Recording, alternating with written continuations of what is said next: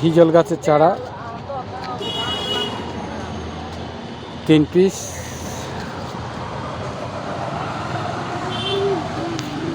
যজ্ঞডমুর 2 piece, ছাতিম 3 piece, Tamal 3 piece, কালীবট 1 piece, Arjun,